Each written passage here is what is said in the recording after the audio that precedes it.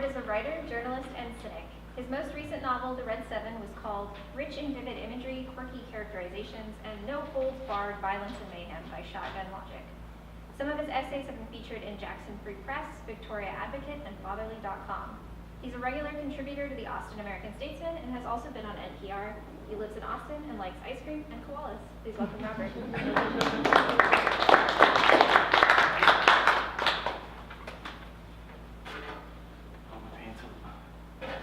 Last time Gabino and I read here, we pretty much cleared out the fucking room. It was great. We started reading a bunch of wild shit.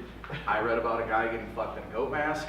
Gabino read some stuff from this book, talking about drug dealers crossing borders and people praying to spiritual gods out in the desert. It was great. All the people that were sitting right here, me and him were sitting there, and they were like completely one after another. So it was really fun. I'm gonna read from that. I had this plan that I was gonna write. So I read essays too, and I had this like grandiose idea. I was like, I'm gonna get some stuff done. I was gonna write a time when I got punched in the face at a down show and threw out Wild Wild West style. I didn't have the time for that one. And then I was gonna write one about like I'm fat, so I really like food. So I was gonna write an ode to how much I really like Whataburger, and I hate In-N-Out. Sorry, Andrew.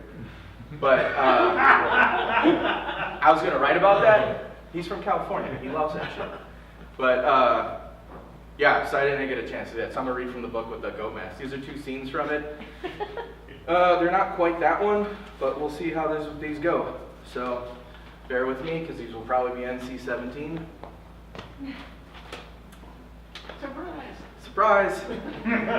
Few things excite me like undressing a woman. It's poetry, running my hands over the flesh, fumbling for access, unbuttoning pants, slipping the zipper down the back of her dress, listening to the sound of fabric sliding off her leg and dropping to the floor. It's invigorating. The crowning glory is long after the bra is off and the flesh is breathing. It's those seconds of honesty, the moment the tips of my fingers touch hip bone, her aroma fills the air, and you both quake electric with fear and excitement, better than killing. Those seconds define what it is to be a man. When Dwyer stood over Frenchie Marquez with a cleaver the size of an airport paperback. The blade was razor thin and you could hack through a bullet without it going off. The two suits who took Charlie for a ride stood at the ready, their hands crossed in front of their belt buckles, each holding his gun. Frenchie's left hand was attached to a butcher's block, a red-stained slab of wood with big chunks missing. He was bound to a metal chair with bungee cords. A red bandana he loved to flaunt was stuffed in his mouth. Sweat rolled from beneath his massive dreadlocks. We all got our vices, French. It's knowing what you're passionate about. Me, I love ladies. I love being with many women. I do dumb shit for a pretty lady now and again, but I never cross the line. I know when to keep it in check. His cousin, I ain't catching a 22 to the neck for no piece of pussy. O'Dwyer got close to Frenchie, whose eyes never left the blade, and hovered close just before slithering off. O'Dwyer liked the weight of the blade. He could rip a hole through the time-space continuum with one hard swoop. You don't know respect. You're convinced you're invisible. You're dead wrong. O'Dwyer crept up on Frenchie again, close enough to smell the acid eating away at his guts, turning them into soup. You let kids get caught up. You let mamas on the block feel like they were gonna die by getting your paper. You were too dim-witted to see that folks weren't looked after. You left the block when I owned 6 houses become a fucking war zone. I hooked you up with a little cash, a stash to get you established, and what? My enemies are at the dinner table. This is how you conduct business? Frenchie's heart slammed. The saliva in his mouth tasted like a meal a vulture would turn its nose at. Of all the places in New Orleans, he never wanted to end up here making a deal with the devil. He knew this fear well. The thing was, O'Dwyer liked Frenchie. The guy was a ruthless street urchin, but then he got bold. When soldiers lose their puppy teeth, O'Dwyer learned, you gotta clip their ears before they can bite. I ain't gonna kill you, French. You're gonna see your mama again, O'Dwyer teased, and he turned the blade of the cleaver and flicked it with his thumb. But I am gonna teach you to not to tell tales out of school. I know you're a southpaw. O'Dwyer brought the large, weighted blade down with a sharp crack against the block, slicing through the bone and the meat, the wires and tendons completely severing Frenchie's thumb. Frenchie screamed through the blood-soaked bandana. Tears fell, coagulating with salted sweat. Before him, blood poured out from the wound in time with his heartbeat. O'Dwyer savored the visceral love, the scented copper hitting the air. It meant finality. He took a deep breath for effect. Frenchie's body shook. The shock of losing a thumb sent a plethora of endorphins running through him. He pointed at Frenchie's hand with the blade. Now I want to take your index. Sends a clear message. O'Dwyer towered over Frenchie, the blade flashing wet blood with the cup with butter-colored light. Or you could say some shit from God's lips to my ears poetry that saves you from a claw, French. Give me a reason to chop the pinky. More than once in this world, you don't get the whole dog. You gotta settle for the tail. That's the first scene. Now we're moving on to the second scene.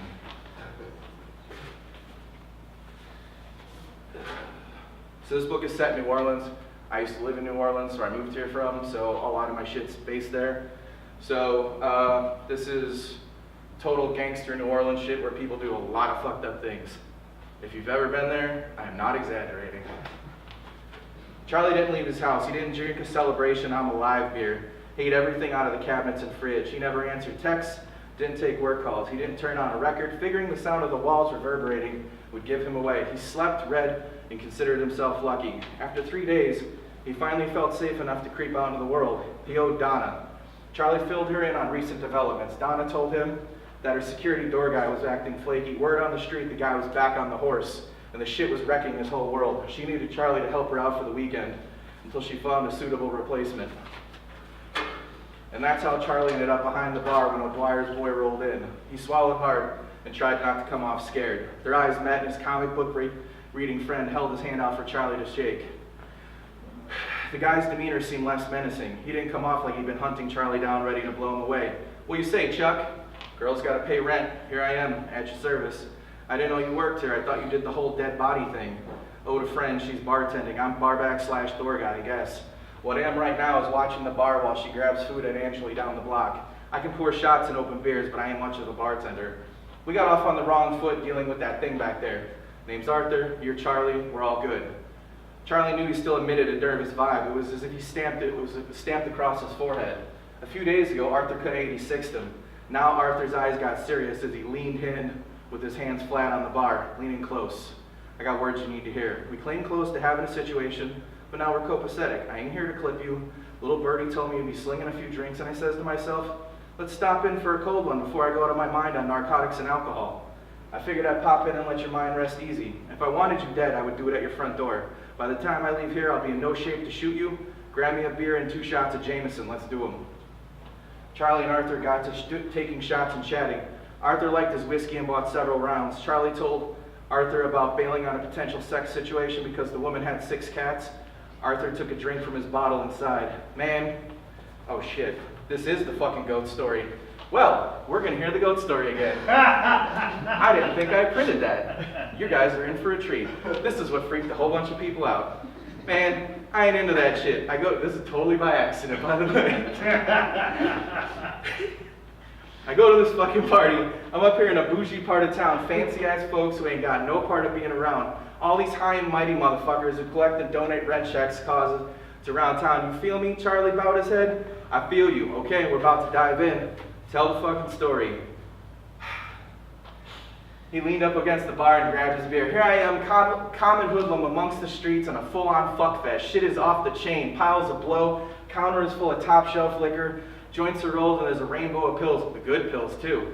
This here party straight out of a 70s porn fantasy. Guys banging girls, girls banging guys, boys sucking each other off, anything goes, and I'm loving it.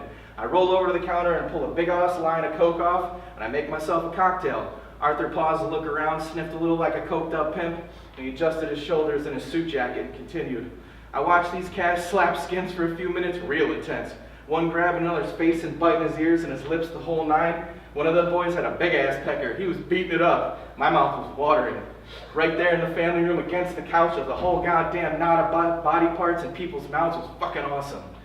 Can't say I've ever watched 2 guys bang with any interest, but you know, different strokes. Twisted wicked weed, my friend. Arthur replied and took a slug off his beer. I watched these boys for a few minutes and then decided this here orgy out on the common area could be kids' games. God knows what's going down on the 2nd floor. I walk upstairs past a guy making out with a chick while another one is blowing him. Lucky fucking guy. Luckier than me, Charlie said, with a tinge of jealousy. The bedroom doors are wide open, but the first room is more of the same regular old sex shit. But then in the second room, people are getting whipped and wearing nipple clamps and shit. That's more my liking. I like to walk in the last room and holy fuck, this guy's wearing a goat mask and little leather underwear. He's got hooves on his hands and feet and he's scurrying around on all 4s. The mask is all black and evil looking. He's screaming through the plastic, milk me, milk me. Not weird at all, Charlie said as he stepped in like he stepped in dog shit. Dude is clomping around the room, and now there's a whole bang session on, dicks in mouth, people eating ass, all kinds of shit. He's raving on the floor, screaming to be milked. The screams weren't natural either. They were panicked, legit. I couldn't get off him like any other kind of way. Did you stick around for the milking? Arthur paused and looked at him. Nah, I ended up having a two-man coke party in the bathroom with a guy named Brian. He had a huge pecker, fell asleep cuddling in the shower. Next morning, the lady who owns the place turned on the water until we woke up and told us to get the fuck out. Were there still people getting down? Fuck no, the place turned into it was back to rich people normal. A few hours ago, a guy was in a goat mask asking to get his butthole tongue banked, and here I am in the morning after, looking like I walked out of a car wreck, and Miss Suburban Mom is staring at me like I'm the asshole. Arthur drained the contents of his whiskey glass and burped. Charlie was impressed. This dude was a certified weirdo.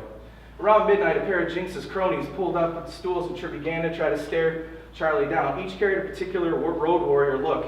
One wore a train conductor's cap and a bandana around his neck, Casey Jones style, while the other had a shaved head and a few sticks and pokes dotting the landscape.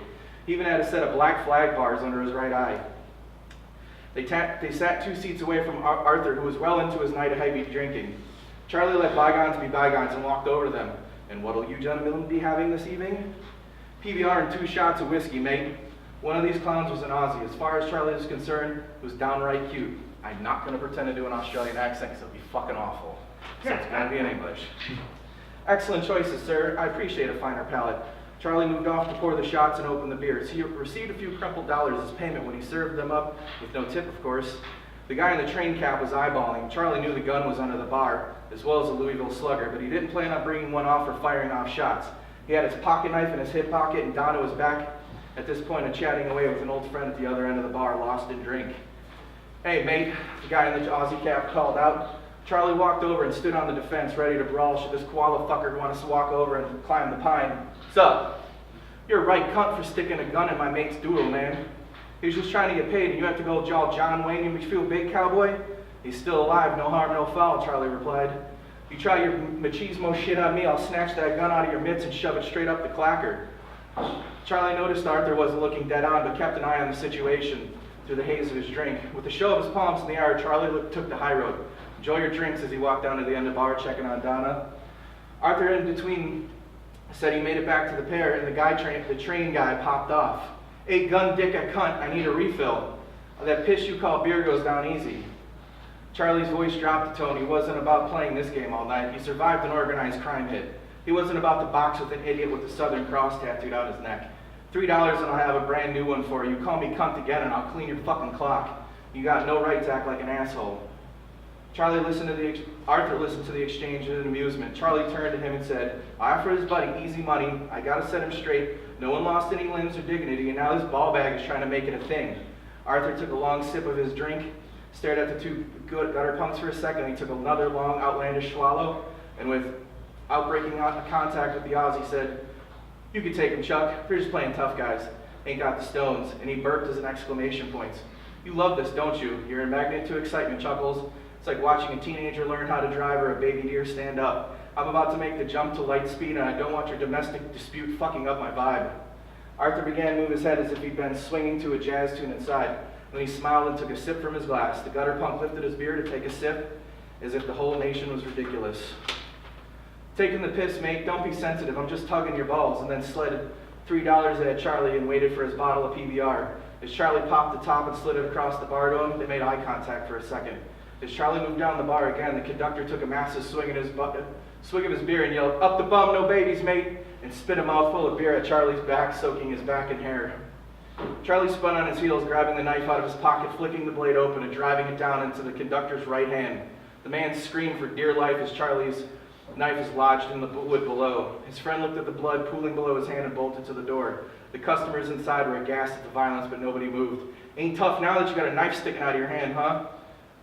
Tears streamed down the Aussie's face. His body weight was on his left leg. Moving too much caused his right hand to be paralyzed with fear. Charlie wrapped his fingers around the knife and with one tough crust punk, sniffed and stopped, pulled it out with one good jerk. It came loose like the sword in the stone and blood sprayed. The Aussie fell backwards on his heel, clutching his injured paw and made it for the door. Donna was not pleased about the whole atop her bar, but Arthur howled with laughter.